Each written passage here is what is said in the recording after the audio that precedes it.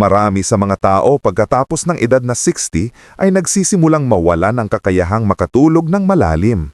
Sila'y sumubok na ng mga sleeping pill. Sila'y sumubok na ng melatonin. Sila'y sumubok na rin ng mga herbal tea. Ngunit nananatiling maikli at hindi mapalagay ang kanilang tulog. Tuwing umaga, nagigising sila na parang hindi sila nagpahinga kahit kailan.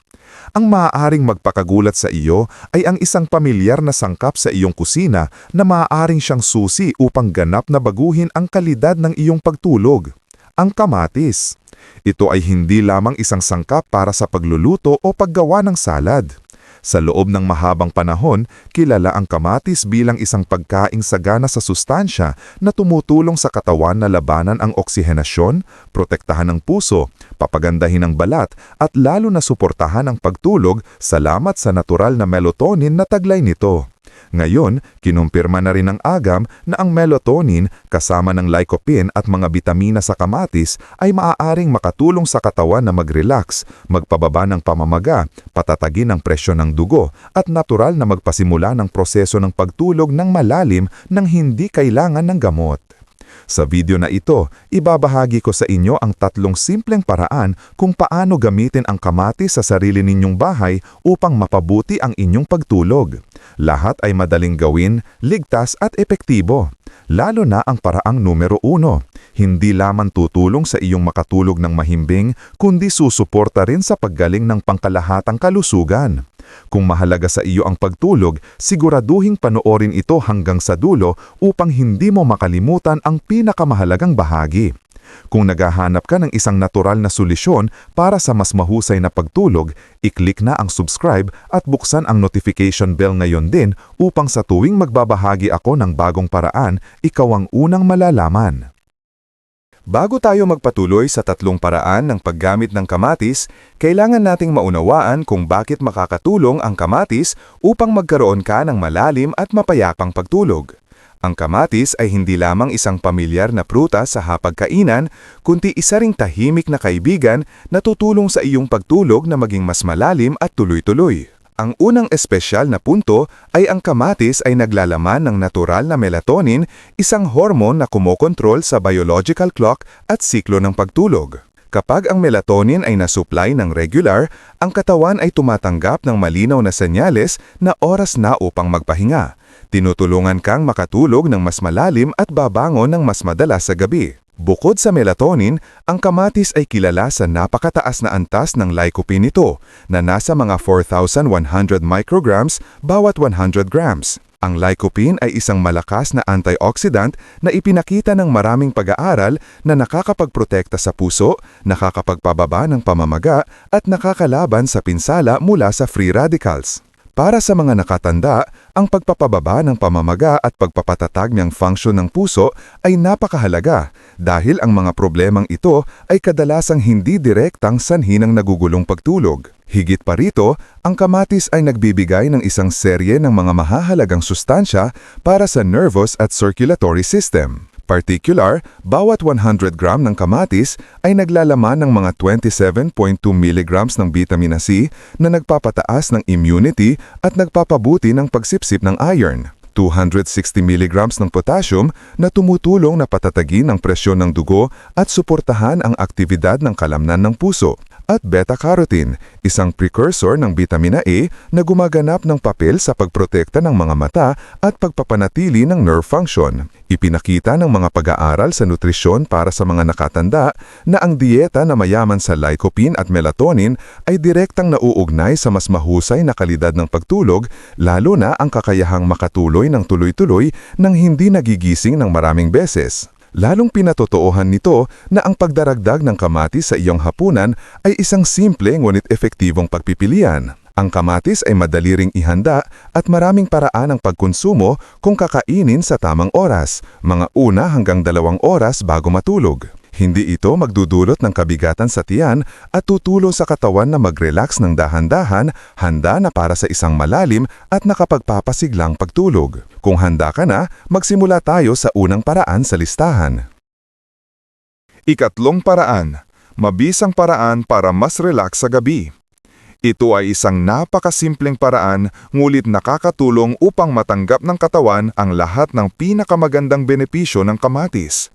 Maaaring magulat ka na ang simpleng pagbabago lang sa paraan ng pagkain ng kamatis sa gabi ay maaaring namdulot ng mas maging hawa at tuloy-tuloy na tulog pagkalipas lamang ng ilang gabi.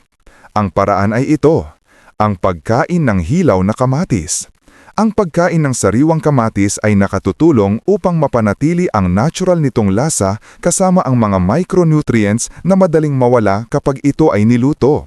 Bukod sa magandang epekto sa pagtulog, ang pamamaraang ito ay nagdudulot ng maraming pang-ibang benepisyo sa kalusugan.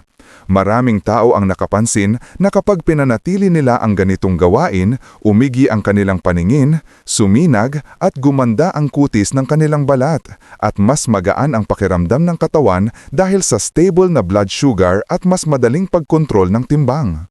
Ipinakita rin ng ilang pag-aaral sa nutrisyon sa Europa na ang mga madalas kumain ng sariwang kamatis sa gabi ay mas madaling makatulog, mas deep ang tulog at mas bihising gumising sa kalagitnaan ng gabi. Kinabukasan, mas pakiramdam nila ay mas fresh ang isip at hindi antok-antok.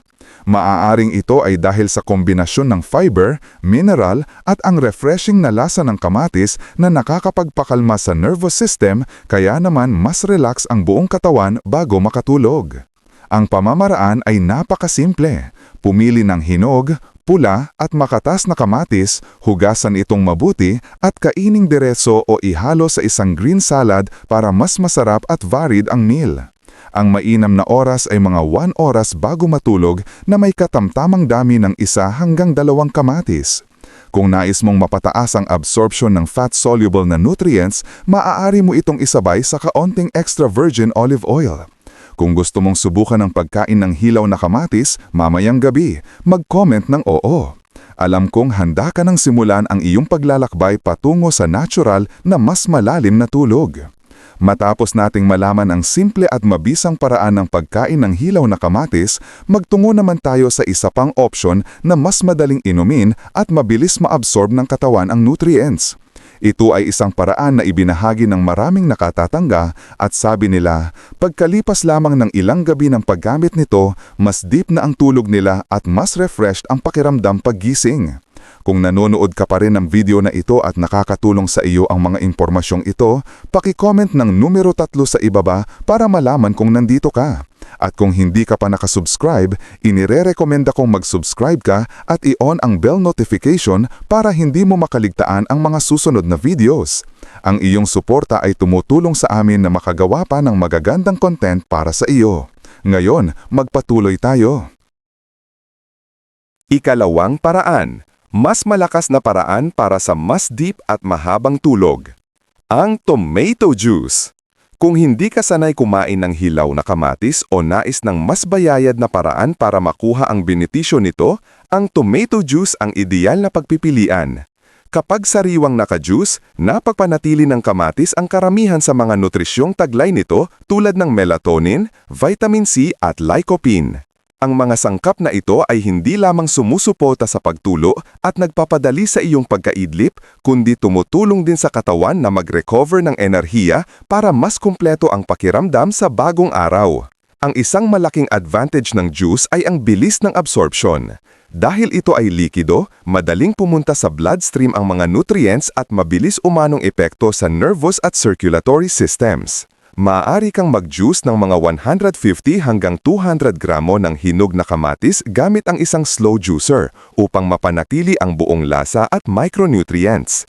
Kung nais, maaaring magdagdag ng konting purong honey para sa tamis o ilang dahon ng mint para sa malamig at nakaka-relax na sensasyon. Isang pag-aaral sa Japan noong 2022 ang nagsabing ang mga uminom ng tomato juice sa gabi ng tuloy-tuloy sa loob ng 3 linggo ay significantly na umigi ang kalidad ng tulog, nabawasan ang oras ng pagtos at turn bago makatulog at tumaas ang tagal ng kanilang deep sleep. Hindi lamang iyon, napansin din nila na mas makinang at smooth ang kanilang balat, umigi ang paningin at mas malusog ang pakiramdam paggising. Uminom ng juice mga 1 hanggang 2 oras pagkatapos ng hapunan. Ito ang mainam na oras para tapos na ang pagtunaw ng kinain habang naaabsorb pa rin ang nutrients mula sa kamatis bago matulog. Isang maliit na paalala, huwag gumamit ng mga hilaw o murang kamatis para sa pagjujuice dahil maaari itong magdulot ng pananakit ng tiyan at iwasan ang pag-inom ng sobrang dami ng isang upuan para maiwasan ang kabag. Kung naghahanap ka ng inumin na masarap at nakakatulong para sa deep na tulog, ang tomato juice ay talagang dapat mong subukan mamayang gabi. Kung sang-ayon ka, mag-comment ng mga salitang deep sleep upang malaman ng lahat at masubukan kasabay mo. Kung ang tomato juice ay ang bayayad at refreshing na pagpipilian, ang huling pamamaraan naman ay nagdudulot ng mas mainit at malalim na pakiramdam ng relaxation para sa buong katawan.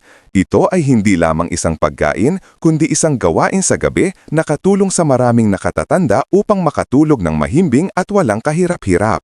Kung nanonood ka pa rin ng video na ito at nakakatulong sa iyo ang mga impormasyong ito, paki-comment ng numero 2 sa ibaba para malaman kung nandito ka. At kung hindi ka pa nakasubscribe, inirerekomenda kong mag-subscribe ka at i-on ang bell notification para hindi mo makaligtaan ang mga susunod na videos. Ang iyong suporta ay tumutulong sa amin na makagawa pa ng magagandang content para sa iyo. Ngayon, magpatuloy tayo. Unang paraan, pinakamabisang pantulog na remedyo gamit ang kamatis para sa mga senior. Ang mainit na sabaw ng kamatis. Maraming nutrition expert ang nagrerekomenda na pagkapasok ng edad 60, ang isang mangkok ng mainit na sabaw ng kamatis sa gabi ay maaaring maging isang magandang regalo para sa nervous system at sa pagtulog. Kapag ang mga kamatis ay niluto kasama ng sibuyas, bawang at isang maliit na halaga ng olive oil, ang lycopene ay mas nagiging epektibong mailalabas at masipsip ng katawan salamat sa mga healthy fat mula sa mantika. Ang kombinasyong ito ay hindi lamang nagpapataas ng antioxidant at anti-inflammatory na epekto, kundi tumutulong din na mag-relax ang mga blood vessel at mapababa ang heart rate bago matulog. Ang maganda sa sabaw na ito ay ang mainit na sensasyong kumakalat sa bulong katawan. Kapag kinain mga isang oras bago matulog, ang bayanad na init ay tumutulong sa katawan na lumipat sa isang relaksadong estado. Samantalang ang bango mula sa sibuyas at bawang ay nakakapagpagaan ng tensyon sa isip. Marami ang nagsasabi na pagkatabas lamang ng ilang gabi ng pagpapanatili ng ganitong gawain, hindi na sila gumugulang sa kama ng matagal, sa halip ay natural na at mas malalim na ang pagtulog. Isang ulat mula sa University of Naples sa Italy ang nagpansin na ang pagkain ng hapunan na may mainit na sabaw ng kamatis na mayaman sa lycopene ay nakakapagpabuti sa tagal ng malalim na tulog. Bukod sa epekto nito sa pagtulog, ang sabaw na ito ay nakatutulong din sa pagtunaw ng pagkain, nangangalaga sa kalusugan ng puso at pinabubuti ang kondisyon ng balat. Ang paraan ng pagluto ay napakasimple. Igisa lamang ng magaan ang sibuyas at bawang sa kaunting olive oil. Ilagay ang mga hiniwang hinog na kamatis, timplahan ayon sa panlasa at lutuin hanggang malambot. Maaari mo itong i-blend para maging malinamnam na sopas at mas madaling kainin, lalo na para sa mga hindi gusto ang may mga piraso ng kamatis. Kainin ito habang mainit-init, at bawat kutsara ay magpapakalma sa katawan habang naglilinaw ng isip para sa isang payapang pagtulog. Kung wala ka pang plano para sa hapunan ngayong gabi, subukang gumawa ng isang mangkok ng isang mainit na sabaw ng kamatis. Malay mo, pagkatapos lang ng ilang araw, magulat ka sa kung gaano kakahimbing at kalalim matulog. Kung nais mong subukan ito ngayong gabi, mag-iwan ng komento na nagsasabing, "Handa na ako," upang sabay-sabay tayong magsimula. Kung nanonood ka pa rin ng video na ito at nakakatulong sa iyo ang mga impormasyong ito, paki-comment ng numero 1 sa ibaba para malaman kong nandito ka. At kung hindi ka pa nakasubscribe, inirerekomenda kong mag-subscribe ka at i-on ang bell notification para hindi mo makaligtaan ang mga susunod na videos. Ang iyong suporta ay tumutulong sa amin na makagawa pa ng magagandang content para sa iyo. Ngayon, magpatuloy tayo. Mga paalala para sa kaligtasan sa paggamit ng kamatis bilang pantulog. Bago mo simulan ng regular na pagkain ng kamatis sa iyong hapunan, may ilang mahahalagang bagay na dapat tandaan upang matiyak na ang pagkaing ito ay tunay na nagdudulot ng benepisyo at manatiling ligtas para sa iyong kalusugan. Bagamat napakabuti ng kamatis, ang sobrang pagkain ito ay hindi laging nakabubuti. May ilang tao na maaaring allergic sa kamatis, lalo na ang mga dating nagkaroon ng pollen allergy. Kaya, kung ito ang iyong unang pagsubok, magsimula sa maliit na halaga upang masubaybayan ang reaksyon ng iyong katawan. Araw-araw, hindi dapat lalampas sa 1 hanggang 2 kamatis ang iyong kainin.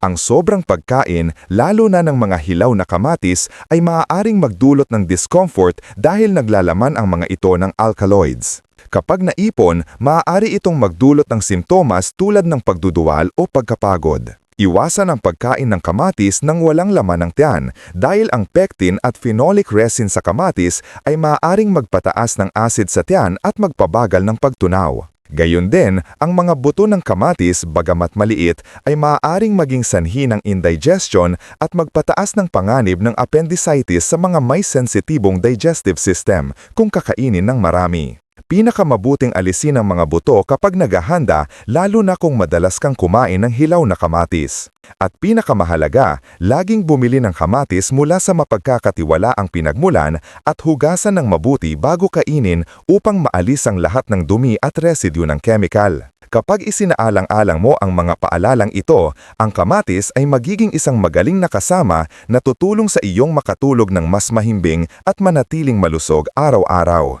Ang kamatis ay hindi lamang isang pamilyar na bahagi ng pang-araw-araw na pagkain, kundi isa ring likas na regalo para sa kalusugan pagkapasok ng edad 60. Mula sa pagprotekta sa puso at pagpapaganda ng balat hanggang sa pagsuporta sa malusog na paningin at lalo na sa pagtulong sa iyo na makatulog ng mas mahimbing salamat sa natural na melatonin na taglay nito, ang prutas na ito ay tunay na karapat-dapat na mapabilang sa iyong panggabing menu. Hindi mo kailangang baguhin ang iyong mga nakagawian ng husto. Pumili lamang ng isa sa 3 simpleng paraan, ang pagkain ng hilaw na kamatis, pag-inom ng katas nito, o pag-enjoy sa isang mangkok ng mainit na sabaw ng kamatis, at panatilihin ito ng ilang magkakasunod na gabi.